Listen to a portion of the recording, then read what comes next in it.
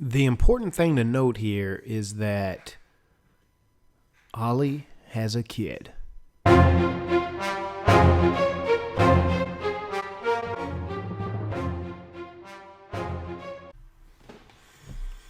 Hey, what's good, comic fans? This is Confire Comics, and we're here to talk about The Flash and Arrow crossover part 2. This is a spoiler video, so if you haven't watched the episode yet, just wait, pause it, like this video, and then come back and check it out later. I'm Confire Rich. And I'm Confire Nate, and like he said, this is part 2. If you didn't watch part 1, go back and watch part 1 before you watch part 2, or you will be lost, plain and simple. Yep. But so right off the bat, Richie, what'd you think about this? It's pretty good. Nice continuations from part 1. I really enjoyed part 1. I was excited to dig into this one.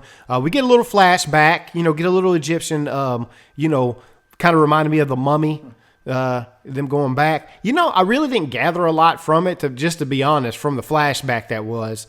It was them talking about, I don't even know what they was talking about. I don't even know what was going on. They seemed to be arguing. It kind of showed their roles, and then they made out. And then it went back to present time. And it was kind of her showing her kind of remembering a little bit who she is. Fighting with Hawkman, lying to him, basically saying, I don't remember anything. She doesn't want to give in to that person.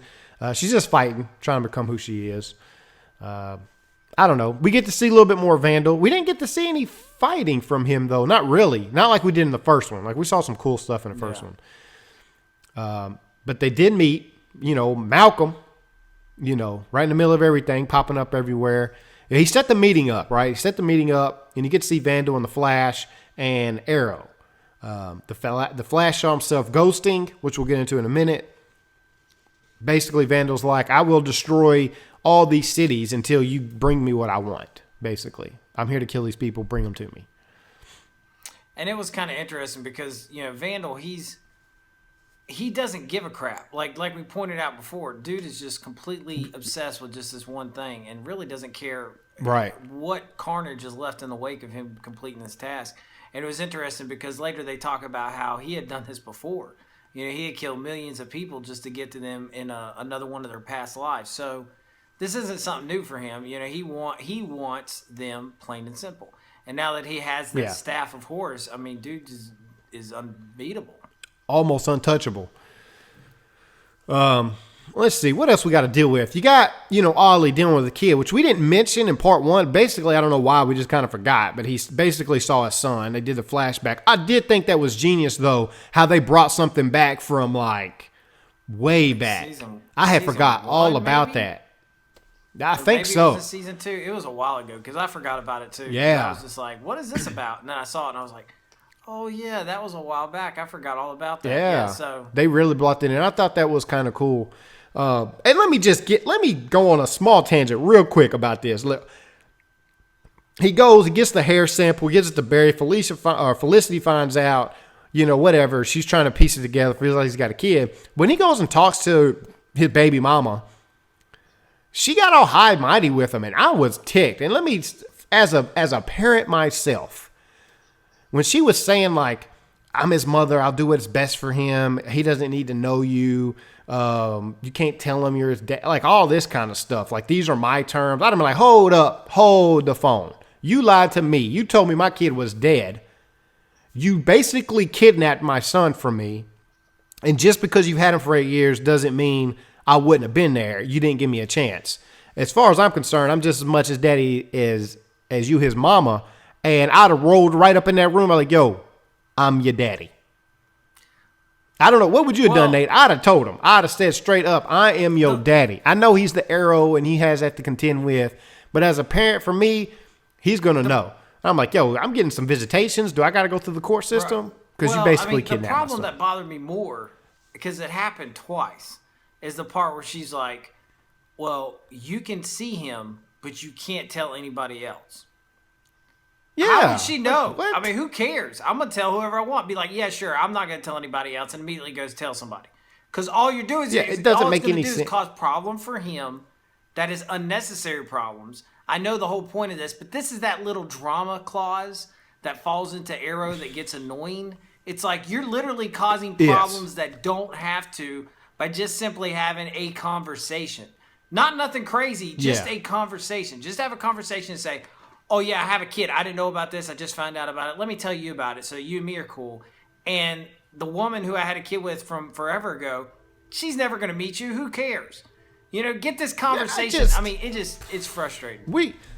That would have went down a whole different. And the fact's like, you've already asked the world of me. I'm just asking this. I haven't asked nothing of you, ho. I ain't asked not a thing from you. I ain't seen you in forever. And I mean, she didn't even and cash you just the now check. dropping a bomb. You lied to me that I even had a kid. Like, I don't know. This ain't what this show's about. But that just struck me like as a parent, like to think she had all rights. I don't know, man. If there's girls watching this and y'all think this is different, let me know. Let me know, because right now I'm saying, yo, that's my son. Yo, we about to go to the park or something. But because of that, they cause a fight. You have Hawk Girl resisting Hawkman, basically. He's trying to tap into her anger, which I knew where that was going to go immediately, right when they said that. All these things happen, basically, that cause him to be unfocused. They go fight Vandal. He jacks him up, right? Their plan failed. This fool hit the staff down and just...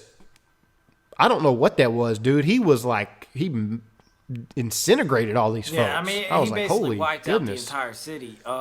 Did what he was meant to do. Took everybody out. And the thing about it was, that whole like time when they went in there, it felt off. You know, like they did a good job making it feel like they were basically didn't have a good plan. You know, it came across as kind of shoddy. So then, you know, of course, Barry now travels back in time right when they're meeting, and he's like trying to figure out what to do. He basically tells Oliver, listen, we've done all this before. This all gets messed up. So Oliver puts the whole baby mama drama on the back burner and focuses on this. Yep. You know, he tells Cisco, you know, you're the one that needs to talk to Kendra to get her Hawk Girl to get her going. So he basically talks to her, gets her in the right mindset to stop worrying about the anger part and focus on the more, because he said she was a warrior on the priest side, the nurturing side, and focus on that side. It worked. She's able to control her stuff. That works out. Then it was interesting that this time around he brought his entire crew with him, not just, you know, him and Barry. Just him and the fight. Yeah, like he brought everybody. I'm going to bring everybody with me. How much that made a difference, I don't know, because that little... It did make a difference, because guess who was there? My buddy and your buddy, Laurel, jumped out the van screaming. When I seen that, I'm not going to lie to you. When I seen that, when she jumped out of the van screaming, I immediately knew Richie's getting mad right now. I know he's watching this going... I'm like, I didn't need to see that. It didn't even faze him. Didn't even faze him. She gets out screaming, and he slaps her around with a staff. You know, Black Magneto, he pops in, he throws some punches, and... And that's it. I mean, they basically delay it just long enough for them. I guess they were a distraction. B team, go in. Laurel, scream because you look ridiculous. It's going to shock him because he don't know what you're doing. Like, why is this girl screaming at me? I don't understand what's going on. Smack hit behind the back of the head. Oh, I'm distracted. Now I get it. Nah, it's kind of like a flashbang. Like she comes in there and just, and you're just like, I'm disoriented. I don't know what just happened. Yeah, I don't know, man. It was crazy. But it worked. The plan worked. I did like the gauntlets. I did like the way they did the gauntlets. You know, it's like, oh, it come from the meteorite that hit down the crash. It had this glowing thing. Here's a comic book piece of information for you. Okay, this is interesting. They talked about the nth metal. Okay, that's what they said. The nth metal, that was the material from that. Mm-hmm. If you know anything about Hawk Girl and Hawkman, the nth metal is what is in it. It's inside their body. It's what gives them the ability to do what they do. Okay, I don't know if they'll explore that anyway into in the Legends of Tomorrow, but the nth metal does have a lot to do with Hawkman and Hawkgirl's powers and their ability, even at one point able to regenerate while they're alive. Okay. So there's a lot of cool. A lot of interesting stuff. The fact that they hinted at it, I thought was cool. As a comic book fan, I was like, oh man, they're talking about nth metal. That's awesome. But then they didn't really do any more. So whether or not that translates to Legends Tomorrow, no, I don't know. But that got me excited. It might. Yep. So that is pretty cool. They had the stones that all connected, and they used those stones, those gauntlets and staff, to basically turn Vandal into dust. dropped that dude in the dust. They didn't sweep him up. They didn't throw him in the garbage can. They just left him laying out in a pile and dipped out to go have some beers or whatever. With all the gauntlets and stones going around, for a minute there, I was waiting for Thanos to show up. But, the fact that they didn't. I like how they worked the gauntlets out and they were able to handle it. But then it was kind of, he could do it, but then Arrow teamed up with him, and it was just kind of like, oh, it's a personification of teaming up together. They're going to do it together. Cheesy, but, I got the point there. So, and then they took him out. Exactly. They left them. They had, what's his name? Malcolm. He pops up, picking up dust. He was so concerned about his daughter. We got to do something about this dude. He's going to destroy cities. If you had a kid, it was in this city, you would know what it felt like. I'll do anything to protect her, even bring him back from the dead. So, whatever. We knew he was going to be a bad guy. He is the bad guy from Legend of Tomorrow, people, if you didn't already know. And this is the way he's going to do it. Trusty Malcolm, always doing something shady. Ollie Ends playing as Mr. Code against the Flash, which I thought was a kind of cool little scene, right? He did go in there and say, hey, I'm your mom's friend. I'm a random stranger. Can I come in here and play Flash with you? Did y'all catch the Easter egg about when they got to the farmhouse and Thea said, all the superheroes in a little farmhouse? I feel like I saw this in a movie somewhere. Did you catch that? Yeah, I thought that was pretty good. For those of you who don't know, they was talking about Avengers Age of Ultron when they went to a little farmhouse. I thought that was funny. I thought it was really funny because they're referencing a Marvel movie. And that's kind of funny because you got all them in a farmhouse, you got gauntlets, you got stones. Dude, they're pretty much shouting out all over the place, the Avengers right there. I know. It was kind of cool. I noticed that. I liked it. I don't know if y'all caught that or not, but man, that's basically it. That's all we got. What did y'all think about this crossover? I thought it was an excellent build-up to Legends of Tomorrow, which comes out January 21st. Did you like the first one more than you liked the second one? I know personally, I like the first one more.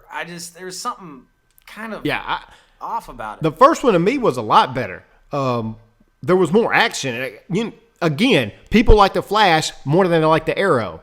And this was the Arrow's time to pick up a part 2, and this one dropped the ball compared to the first one. The first one was fun. It was kind of lighthearted. You had some great action. You got to see Vandal, actually fight and do some cool scenes.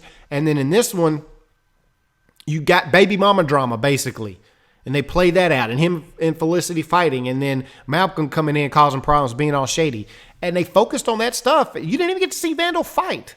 Yeah. It was still good. I enjoyed it. Don't get me wrong, but it wasn't as good as the Flash's episode. Yeah. I don't know. I don't know if they changed up directors for this or they did somebody who's normally writing for the Arrow. I don't know how they did all that. I didn't check into it. It doesn't matter. I just know, and Laurel popped up in this one, which always makes the show better. So, yeah, I guess that's why, but I'm with you. I definitely like the first one better. What did y'all think? That's the real question. Did you like part 2 better than you liked part 1? That's all we got for this video, guys. Like, comment, subscribe, get down in the conversation, get back with us, man. Let's get some feedback. What did y'all think about it? Until next time, we out. See ya. Hey, if you're still sticking around, then thank you for watching. That means you like us and we like you. So do us a little favor here and click that subscribe button over there so you don't miss any of our videos, because we dropping videos pretty much daily, okay? And then click this video up above my head and watch that if you haven't already, because it's awesome too. All right? Yo, man, Campfire Rich is out. Peace.